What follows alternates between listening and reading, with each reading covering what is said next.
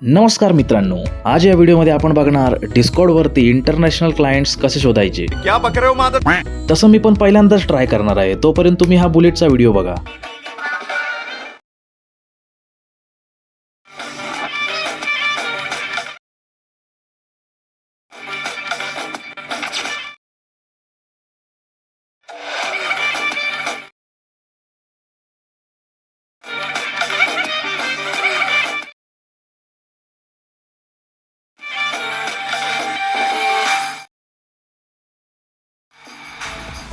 हे आहे Discord पेजचं interface आणि इथे आपण करतोय डाउनलोड फॉर विंडोज.